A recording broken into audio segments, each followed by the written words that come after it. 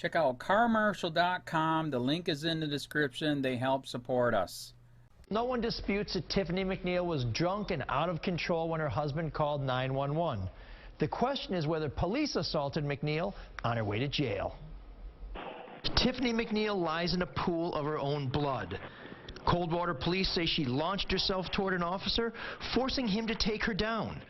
McNeil said she had no idea what happened until she saw this video.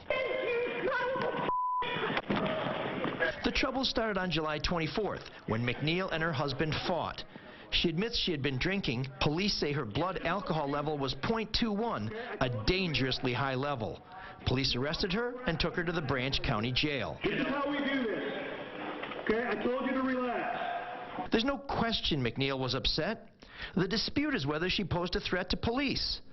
Officer Lewis Eastmead wrote in his report that McNeil used her body weight to push herself off the wall with her chest and turn toward me. I was not able to push her back. Eastmead says he then grabbed her upper arms and used an armbar takedown technique, taking her to the floor in order to control her better.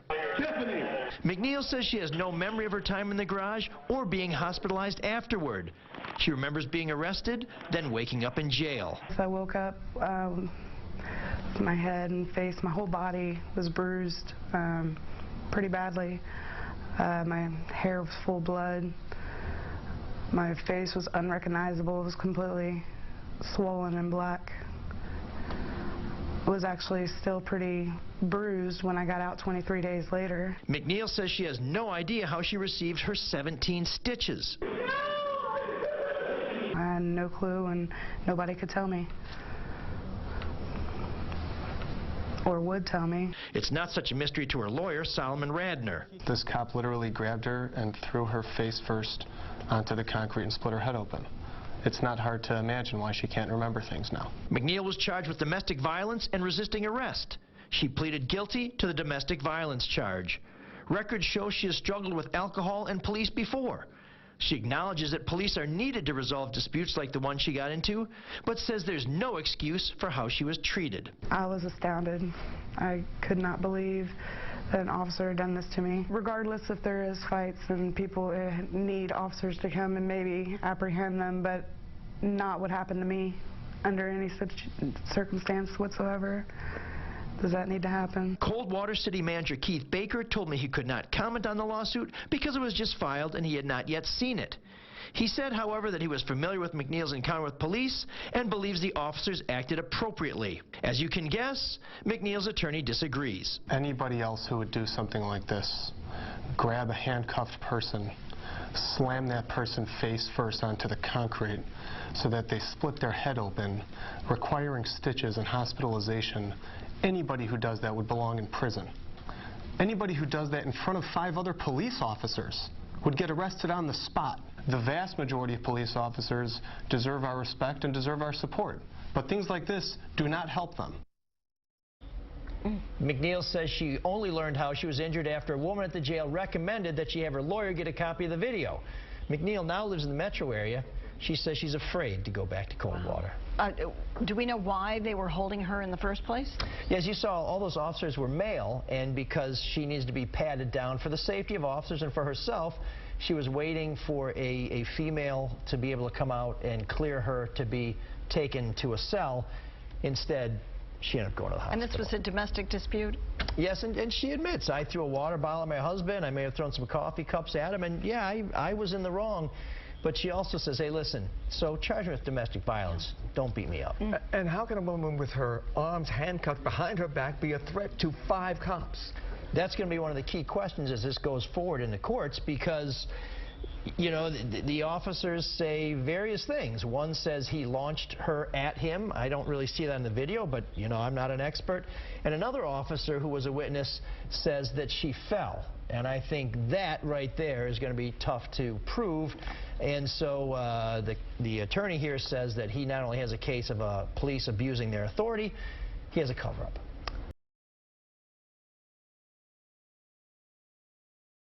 Cop caught on video smashing handcuffed woman's face to the floor, no charges. By Matt Agarist, January 15, 2018. Coldwater, MI. Last July, Tiffany McNeil would walk into the Branch County Jail only to leave in a stretcher moments later after being brutally assaulted by a police officer and knocked unconscious while she was handcuffed. That police officer was identified in a report by TFTP last month as Coldwater Police Officer Louis Eastmead, and now it appears the department is letting him quietly slip away with no punishment. As is the case so many times, officers who are facing potential punishment for crimes committed while on duty, they are allowed to quietly resign and become gypsy cops only to be hired at another department down the road. While we cannot confirm that is the case in Coldwater, it appears from the department's tight-lipped statement that it is highly probable. As WTVB reported this week, Coldwater City Manager Keith Baker said in a two-sentence statement on Friday night that Louis Eastmead was no longer employed by the city of Coldwater. He did not say if Eastmead was terminated or if he resigned. All Baker said was that Eastmead was no longer employed by the city as of January 12, 2018, and that as a result of ongoing litigation, no further comment will be made at this time, reported the WTVB. Because of the heavy public backlash over this video, if Eastmead was fired, this information would have been released to show that the department cares about accountability and transparency. However, this move makes it quite obvious that they care about neither. What happened while McNeil, 31, was being processed into jail that fateful day is now the subject of a federal lawsuit alleging that police used excessive force and then lied about what happened. The incident in which a half-dozen cops stood by and watched their brother in blue smash a handcuffed woman's face into the pavement was also captured on video. Advertisement. Read more. Cop awarded $230,000 after punting an innocent man's head like a football on video. It was absolutely egregious, disgusting, thug-like conduct, McNeil's attorney, Solomon Radner, said. You don't expect that from police officers, and it shouldn't be tolerated. On July 24, police were called to McNeil's home by her husband during an argument. According to the lawsuit, McNeil had been drinking, which sparked the argument. McNeil was arrested and brought to the Branch County Jail to be processed for the incident. As police bring her into the secured entrance, we can see this disturbing scenario unfold. The woman-beating cop is seen shoving McNeil's face into the concrete wall for several minutes. The entire time, McNeil is non-combative and not resisting in the least, not to mention, she's in handcuffs. All of a sudden, the officer begins pressing her face into the wall with both hands before pulling her backward and slamming her face first into the concrete floor. McNeil was knocked out immediately. During the attack on the restrained woman, 5 other cops watched as their brother in blue degraded the young woman by shoving her face into the wall, and not a single one of them intervened as he slammed her to the floor. In a most disturbing image, once Eastmead realizes McNeil is knocked unconscious, he rolls his victim over to reveal a puddle of blood on the floor coming from the massive gash in her head. I told you to relax, the officer yells, with his knee now on McNeil's back as she lay motionless on the ground. For nearly 15 minutes, police prodded the unconscious woman as she lay entirely unresponsive on the concrete. Finally, EMTs arrive and bring her to the hospital where, according to Radner, McNeil received 17 stitches and was treated for a concussion. Read more. Heartbreaking video shows active duty soldier slowly die as riot police needlessly assault him. After being treated in the hospital, police charged McNeil with felony resisting a police officer. To justify this charge, police then lied on their report, claiming McNeil was being combative and actively resisting arrest, according to the lawsuit. Obviously, McNeil was not being combative, as we can clearly see that fact in the video. She was doing nothing wrong when Eastmead attacked her. The cover-up started almost immediately. Unfortunately for them, we have audio and video recordings of what took place, and they're not going to be able to hide from that, Radner said. The bottom line is that Officer Eastmead grabbed her, spun her around, threw her face first into the concrete with such force that it knocked her unconscious. Radner explained that police brought the felony charge against her to force her into taking a plea deal for the domestic misdemeanor charge, to which she pleaded no contest.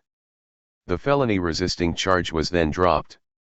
According to the Detroit Free Press, East Mead and about a dozen other officers and police department supervisors, including the officers who witnessed the incident, are listed among the defendants, with some identified by name and others listed as John Doe. McNeil is also suing the city of Coldwater. Along with the excessive force claim, the lawsuit alleges unreasonable seizure, abuse of process and malicious prosecution, that the other police officers failed to intervene to prevent the violation of Ms. McNeil's constitutional rights, and that city failed to properly screen, train, and supervise its police officers. It seeks at least $75,000 in damages.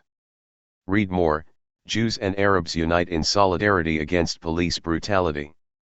The Coldwater Police Department has yet to even announce that they plan on investigating this video, and they have made no mention of any discipline East Mead may have faced.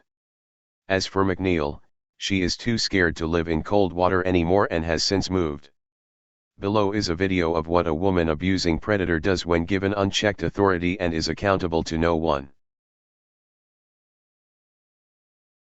County, this is Charlotte County Cop Watch, and I wanted to explain what fair use is.